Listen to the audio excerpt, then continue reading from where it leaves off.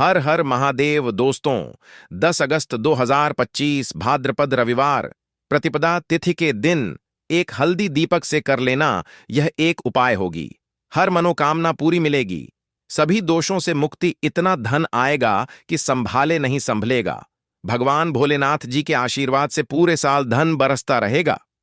दोस्तों, जैसा कि आप सभी लोग जानते हैं कि 10 अगस्त को भाद्रपद रविवार प्रतिपदा तिथि पड़ रहा है। इसीलिए यह दिन बहुत ही खास है, क्योंकि देखिए दोस्तों, गुरुजी ने कहा है कि जब भी भाद्रपद रविवार प्रतिपदा तिथि पड़े तो आपको सिर्फ और सिर्फ एक हल्दी दीपक वाला उपाय करना चाहिए।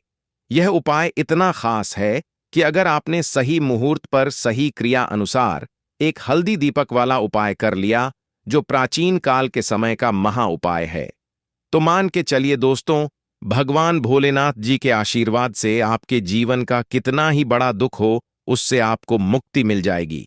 आपकी कोई भी मनोकामना हो, मान लीजिए आप नौकरी की तैयारी कर रहे थे, आपकी नौकरी लग जाएगी। आपका बंद पड़ा व्यापार चल पड़ेगा। जिस बीमारी से आप बहुत दिनों से परेशान थे, उस बीमारी से आपको मुक्ति मिल जाएगी। आपके जीवन में धन आना शुरू हो जाएगा। आपके जीवन में धन आने के सारे रास्ते खुल जाएंगे और मान के चलिए दोस्तों, फिर आपको किसी भी प्रकार की परेशानी का सामना नहीं करना पड़ेगा। इसीलिए दोस्तों, इस दिन आप लोगों को इस वाले उपाय को जरूर कर लेना है। भले ही आपने पूरे साल भर इस उपाय को ना किया हो, पर अगर आपने इस भाद्रपद रविवार प्रतिपदा तिथि के दिन अगर इस वाले उपाय को कर लिया, तो आपको इस उपाय को करने का वह फल मिलेगा जिसकी आपने कभी कल्पना भी नहीं करी होगी।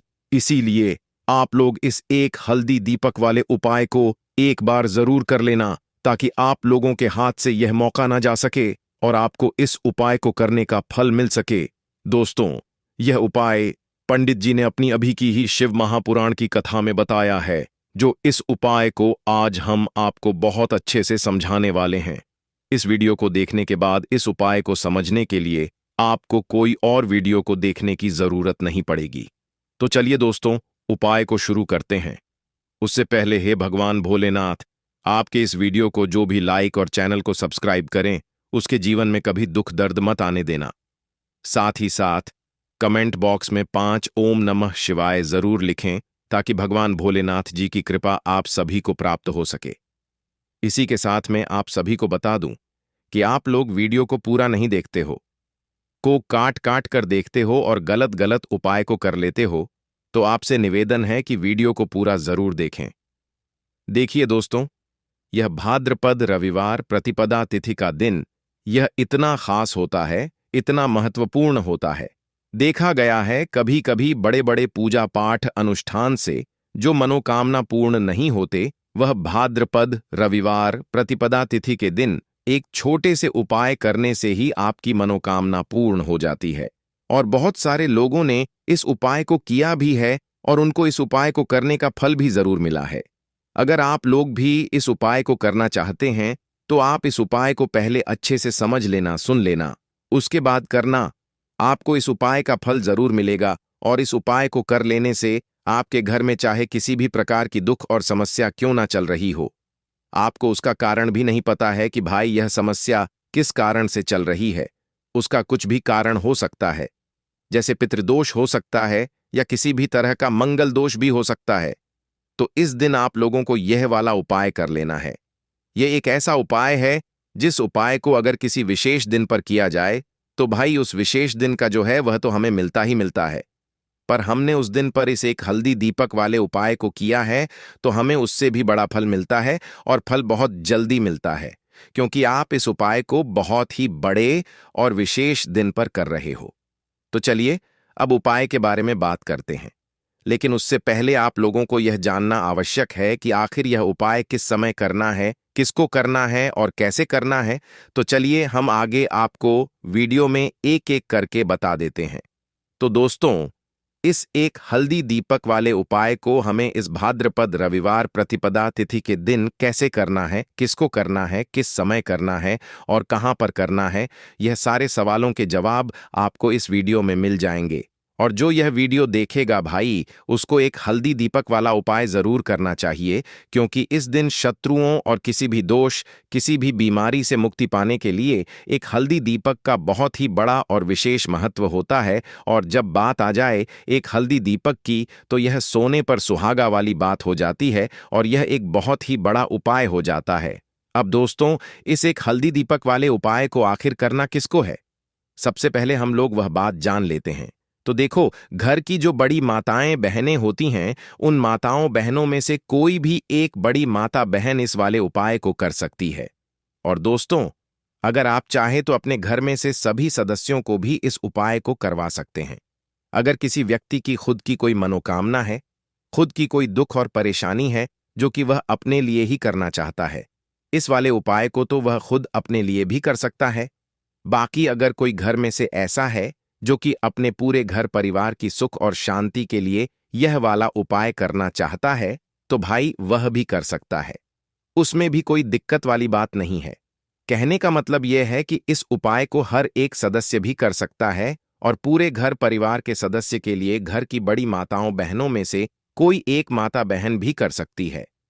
माताएं बहनें अगर घर में उपस्थित ना हो या वह यह वाला उपाय ना कर पा रही हो, तो फिर घर का कोई बड़ा सदस्य चाहे भी फिर वह इस पुरुष ही एक क्यों ना हो, हल्दी दीपक वाले उसमें उपाय कोई भी दिक्कत वाली बात नहीं है। अब दोस्तों, एक हल्दी दीपक वाले उपाय को हमें करना कहां पर है? देखो, इस उपाय को हमें मंदिर में ही करना है। बहुत सारे लोग प्रश्न करते हैं, हर एक उपाय को करते समय क्या हम इस उपाय को घर पर या मंदिर में कर सकते हैं? देखो, तो इस वाले उपाय को आप मंदिर पर करोगे तो अच्छा रहेगा। घर में नहीं करना है इस वाले उपाय को। उसके बाद में दोस्तों, जो अगला प्रश्न निकल कर आता है वह यह आता है इस उपाय को लेकर कि आखिर इस उपाय को हमें किस समय करना है? सुबह के समय करना है कि शाम के समय करना है? तो देखो, इस वाले उपाय को आप लोग सुबह के समय भी कर सकते हो और शाम के समय प्रदोष काल में भी कर सकते हो। अब अगर आप पूछो कि भाई साहब सबसे उत्तम समय कौन सा रहेगा इस एक हल्दी दीपक वाले उपाय को करने का, तो हम आपसे बस यही कहेंगे कि इस उपाय को आप शाम के समय करेंगे तो ज्यादा बेहतर होगा, क्योंकि भाद्रपद रविवार प्रतिपदा तिथि का दिन है और इस दिन प्रदोष काल के बहुत महत्व होता है। बाकी अगर सुबह के समय भी करेंगे तो भी अच्छा होगा, उसमें कोई भी दिक्कत वाली बात नहीं है। तो अब दोस्तों, जो अगली सबसे बड़ी और महत्वपूर्ण बात आती है वह यह आती है कि सुबह अगर हम उपाय को करेंगे तो हमें कितने बजे से लेकर कितने बजे तक के बीच में करना है, और शाम के समय प्रदोष काल में करेंगे तो हमें कितने बजे से लेकर कितने बजे के बीच में करना है। तो देखो, सुबह जितनी जल्दी हो सके आप उपाय को करने की कोशिश करना। बाकी अगर किसी कारणवश लेट भी हो जाओ, थोड़ी देर भी हो जाए तो देखो, सुबह जितनी जल्दी हो सके आप उपाय को करने की कोशिश करना। बाकी अगर किसी कारणवश लेट भी हो जाओ, थोड़ी देर भी हो जाए, तो 10 या 11 बजे तक भी आप उपाय कर लेना, पर 12 बजे से ज्यादा देरी ना हो, ठीक है? इस बात का ध्यान रखना। उसके बाद में दोस्तों, अगर शाम के समय प्रदोष काल की बात करें, प्रदोष काल का जो समय है होता है वह शाम के 6 बजे से शुरू हो जाता है। मतलब शाम के 6 बजे से लेकर 7 बजे के बीच का जो समय होता है, यह समय प्रदोष काल का समय होता है। इस उपाय को 7 बजे या 8 बजे के बीच में भी कर सकते हो। मतलब शाम के 6 बजे से रात 8 बजे के बीच में आप कभी भी इस वाले उपाय को कर सकते हो, उसमें कोई भी दिक्कत वाली बात नहीं है। परंतु 10 अगस्त भाद्रपद रविवार प्रतिपदा तिथि के दिन कोशिश करना कि समय के अंतर्गत ही कर लो। किसी कारणवश ना कर पाओ तो थोड़ा देरी से भी कर सकते हो। तो चलिए, अब हम अपने सबसे पहले उपाय की बात कर लेते हैं। तो दीपक वाला उपाय करने के लिए आपको सबसे पहले जरूरत पड़ेगी एक दीपक। अब यह एक दीपक रविवार की रात अपने घर में इस जगह पर जला देना, बड़े से बड़ा शत्रु भी घुटने टेक देगा। दोस्तों, जैसा कि आप सभी जानते हैं, मार्गशीर्ष महीने की रविवार के दिन बहुत ही शुभ संयोग बन रहे हैं और इस दिन अगर आप 11 लौंग और एक कपूर अपने घर में जलाते हैं तो शत्रुओं से हमेशा के लिए आपको छुटकारा मिल जाएगा। अब देखिए, किसी भी व्यक्ति के जीवन में जब शत्रु से परेशान करते हैं तो वह व्यक्ति अपने जीवन में दुखों से बहुत परेशान हो जाता है। शत्रु हमेशा कुछ ना कुछ ऐसा करवाते हैं जिसके बाद नजर दोष लगती है और अच्छा खासा काम भी बिगड़ने लगता है। व्यापार में मदद आने लगता है, लोगों की तबीयत खराब होने लगती है। जरूरी नहीं है कि सामने वाला व्यक्ति जैसा दिखता है वैसा हो। देखिए, बहुत सारे लोग हैं जो बहुत अच्छे होते हैं, है ना?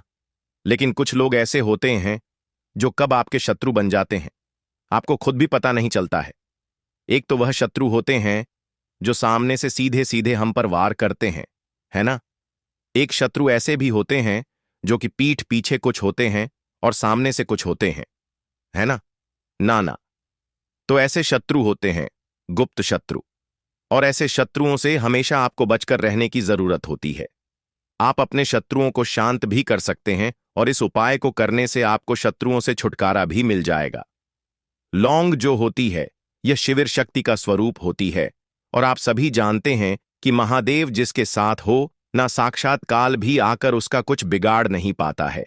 अच्छा, रविवार का जो दिन होता है यह इतना उत्तम होता है कि आप इस दिन अपने पितरों को प्रसन्न कर सकते हैं, धन प्राप्ति के लिए उपाय कर सकते हैं और शत्रुओं से भी छुटकारा पा लेते हैं। जब 11 लौंग का उपाय और एक कपूर का उपाय अपने घर पर करते हैं तो बात कर लेते हैं।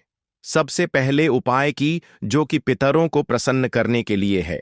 देखिए, पितृ जब किसी से नाराज हो जाते हैं ना, तो उस व्यक्ति के जीवन में बीमारियां, दुख, धन की समस्याएं लगातार बढ़ती हैं। तो कोशिश करें कि हमेशा अमावस के दिन आप अपने पितरों को प्रसन्न करने के लिए उपाय करें। अच्छा, पितृदोष अगर घर में जरा सा भी होता है ना, तो सबसे ज्यादा कष्ट जो आता है वह बच्चों के जीवन पर आता है। बच्चों का मन पढ़ाई में नहीं लगता है, उन्हें आसानी से जीवन में सफलता नहीं मिलती है। बहुत सारे लोगों के यहाँ संतान को लेकर बहुत समस्याएं होती हैं कि संतान नहीं हो रही है ना? तो पितरों को प्रसन्न करने के लिए आपको इस दिन क्या करना है कि सूर्य भगवान को अर्घ देना है। तो थोड़ा सा तांबे का लोटा अगर हो तो तांबे के लोटे में जल भर लें, वरना किसी भी लोटे में आप जल लें।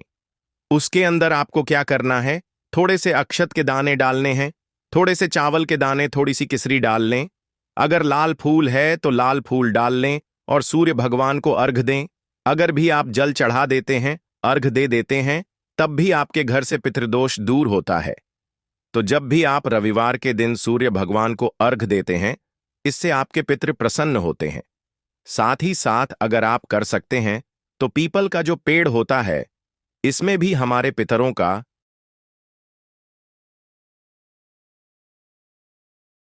वास माना जाता है। तो आपको क्या करना है कि एक लोटे में या किसी भी बर्तन में आपको जल लेना है। उसमें थोड़े से आपको काले तिल के दाने डालने हैं, काला तिल डालना है। साथ ही साथ आपको क्या करना है, थोड़े से मिश्री के दाने डालने हैं। गुड़ भी आप यहां पर डाल सकते हैं। अब यह मीठा जल आपको पीपल के पेड़ में चढ़ाना है। आपके घर के आसपास जहां भी पीपल का पेड़ हो, आप रविवार के दिन सुबह के समय में पीपल की जड़ में यह मीठा जल चढ़ाएं और अपने पितरों से क्षमा याचना करें। साथ ही साथ दीपक अगर आप लगा सकते हैं तो पीपल के पेड़ के नीचे आपको दीपक जरूर से रविवार के दिन शाम के समय में लगाना चाहिए। पितृ आपके हमेशा प्रसन्न रहेंगे और कभी भी पितृदोष की वजह से घर में कोई दुख और कष्ट नहीं आएगा। तो बहुत ही उत्तम सा यह उपाय है जो कि पितरों को प्रसन्न करने के लिए है, और जीवन के दुख कष्ट जो हैं वह बहुत जल्दी दूर होते हैं जब आप हमेशा अपने पितरों को प्रसन्न रखते हैं। तो चलिए अब बात कर लेते हैं 11 लौंग और एक कपूर घर में किस जगह पर जलाना है, और इस उपाय को करने से कैसे आप अपने शत्रुओं से छुटकारा पा सकते हैं। शत्रु कभी आपको परेशान नहीं करेंगे। शत्रु चाहे कैसे भी हो, सामने से कोई व्यक्ति शत्रु है या गुप्त शत्रु है, हर प्रकार के शत्रु जो है यह शांत हो जाएंगे और चाहकर भी आपका कुछ बिगाड़ नहीं पाएंगे। तो देखिए, उपाय को करने के लिए आपको 11 साबुत लौंग लेनी है। एक भी लौंग खंडित ना हो, टूटी हुई ना हो। एक छोटा सा कपूर का टुकड़ा लेना है, जिसे कि कपूर की टिकिया भी बोलते हैं। एक कोई भी यहां पर मिट्टी का दीपक ले लें या पीतल का बर्तन ले लें। उसके अंदर 11 लौंग रखेंगे, एक कपूर रखेंगे, थोड़ा सा देसी घी इसके ऊपर से आप डाल देंगे। अब यह आपको रविवार के दिन रात के समय में, ठीक है ना? जब सूर्य अस्त हो जाता है उसके बाद किसी भी समय आपको अपने घर में जलाना है और इसका धुआं पूरे घर में अच्छे से दिखाना है। जितने भी कमरे हैं, जितने भी रूमर्स हैं, बरामदा, आंगन, ठीक है ना, बालकनी, जो भी आपके घर में है, सभी जगह पर आपको इसका धुआं अच्छे से दिखाना है। और साथ ही साथ आपको महादेव का ध्यान जरूर करना है। देखिए, जब भी आप अपने घर में यह लौंग और कपूर रविवार के दिन जलाते हैं, सबसे पहले तो शत्रुओं से छुटकारा मिल जाता है। कोई भी शत्रु कुछ भी करता है, वह आपके घर तक चीज नहीं पहुंचती है, आपका कुछ नहीं बिगड़ता है। दूसरी चीज कि जब भी लौंग और कपूर आप जलाएंगे, आपके घर पर कोई संकट नहीं आता है, आपके धन पर कोई संकट नहीं आता है, घर में कोई परेशानियां नहीं आती हैं और हमेशा आपके घर में सकारात्मक ऊर्जा बढ़ती है, पॉजिटिव एनर्जी बढ़ती है, जिसके बाद आपके घर में धन की देवी माता लक्ष्मी वास करती है। लौंग और कपूर जिस घर में कोई भी व्यक्ति जलाता है, विशेषकर रविवार के दिन, तो ऐसा समझ लीजिए इसके बहुत चमत्कार हैं, बहुत ज्यादा लाभ है। तो कोशिश कर कि रविवार के दिन रात के समय में किसी भी समय आप अपने घर में 11 लौंग और एक कपूर जरूर जलाएं। शत्रु जो हैं वह घुटने टेक देंगे और आपका कुछ नहीं बिगाड़ पाएंगे। साथ ही साथ धन की वर्षा भी घर में होगी और धन से जुड़ी जितनी भी समस्याएं आपके जीवन में आ रही हैं, बहुत तेजी के साथ आपके जीवन से दूर होती चली जाएंगी। तो चलिए अब बात कर लेते हैं अपने तीसरे उपाय की, और तीसरा उपाय है धन वर्षा के लिए और धन को बढ़ाने के लिए। बहुत सारे लोगों की यह समस्या होती है कि पैसा बढ़ता नहीं है, पैसा तो आता है घर में लेकिन पैसा बढ़ता नहीं है। या कुछ लोग ऐसे भी हैं जो कहते हैं कि पैसा बढ़ेगा तो तब जब घर में पैसा आएगा, बिल्कुल से पैसा आना बंद हो रहा है। व्यापार दिन पर दिन खराब होता जा रहा है, नहीं समझ आ रहा किसी ने कुछ करा दिया है या फिर घर में कुछ ऐसा है, वास्तु दोष है, नजर दोष है, जिसकी वजह से घर में तरक्की लोगों की नहीं हो रही है। ठीक है ना? बिल्कुल, व्यापार धंधा सब बेकार होता चला जा रहा है। जो भी व्यापार कर रहे हैं उसमें लगातार घाटा हो रहा है। तो यह उपाय आप करिए रविवार के दिन और फिर इसका चमत्कार खुद देखिए। चाहे व्यापारी हैं, आप कोई बिजनेसमैन हैं, दुकान है, आपकी हर प्रकार के काम में लाभ ही लाभ मिलता है। जब इस उपाय को आप करते हैं, आपको क्या करना है? 2 फूल वाली लौंग लेनी है, 1 लाल फूल लेना है, गुलाब का फूल भी आप यहां पर ले सकते हैं। उसी गुलाब के फूल में यह 2 फूल वाली लौंग रख देनी है। एक देसी घी का दीपक आपको जलाना है, लंबी बाती का। अब यह दोनों चीजें लेकर अपने घर के मंदिर में आपको बैठ जाना है। शाम के समय में, रविवार के दिन शाम के समय में, जब सूर्य अस्त हो जाता है, सूर्य छिप जाता है, अब आपको सबसे पहले देसी घी का दीपक जला देना है, माता लक्ष्मी के सामने और भगवान विष्णु जी के सामने। ठीक है ना? एक देसी घी का दीपक जला देंगे और जो लौंग और फूल आपने लिया है, यह अपने सीधे हाथ में आप रख लेंगे। अब आपको माता लक्ष्मी से अपने जीवन की समस्याओं को कहना है कि मेरा काम नहीं चलता है, मेरा व्यापार अच्छे से नहीं बढ़ता है, मेरा धन नहीं बढ़ रहा है, मेरे पैसे में बढ़ोतरी नहीं हो रही है। जो भी दुख है, जो भी पैसे को लेकर समस्याएं जीवन में है, सब कुछ आपको माता लक्ष्मी और श्री हरि विष्णु से कह देना है। ठीक है ना? इसके बाद आपको मंत्र बोलना है 11 बार, ओम नमो भगवते वासुदेवाय नमः। 11 बार यह मंत्र बोल देंगे और फिर वह फूल आपको माता लक्ष्मी को अर्पित कर देना है, उनके सामने चढ़ा देना है। चाहे मूर्ति है आपके घर में, माता लक्ष्मी की कोई भी तस्वीर है, प्रतिमा है, फिर आपको क्या करना है कि अपने घर के मुख्य दरवाजे पर भी 2 दीपक जरूर जलाने हैं, बाहर की तरफ रविवार के दिन।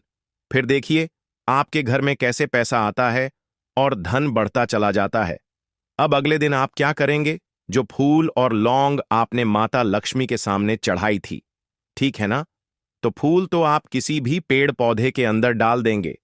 जो 2 लौंग आपने चढ़ाई हैं, उसे आप हमेशा अपने पास रखेंगे, अपने पर्स में रखेंगे। पर्स में पैसे रखते हैं या किसी भी चीज में आप अपने पास पैसे रखते हैं, बस वहीं पर आपको अपनी जेब में अगर रखते हैं तो जेब में रखेंगे। ठीक है ना? लेकिन यह 2 लौंग किसी भी कपड़े के अंदर रख के, किसी भी चीज के अंदर रखकर आपको अपने पास हमेशा रखनी है। कोई भी नजर दोस्त परेशान नहीं करेगी।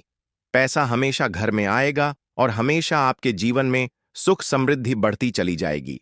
तो रविवार के दिन इन अचूक उपायों को जरूर करें और इनका लाभ जरूर उठाएं। तो अब बात कर लेते हैं अपने अगले और महत्वपूर्ण उपाय की। तो दोस्तों, इस उपाय को करने के लिए सुबह होने से पहले उठ जाना है। घड़ी मत देखना, जब नींद अपने आप टूट जाए वही समय ठीक होता है। सबसे पहले जमीन पर पैर रखने से पहले मन में बोलना है, आज जो करूंगा वह सिर्फ अपने भाग्य को ठीक करने के लिए करूंगा। फिर बिना किसी से बात किए सीधा रसोई में जाना है। कोई दरवाजा जोर से मत बंद करना, सब कुछ धीरे से करना है। वहां हल्दी का डिब्बा ढूंढना है। जो सबसे कम इस्तेमाल होता है वही असली होता है।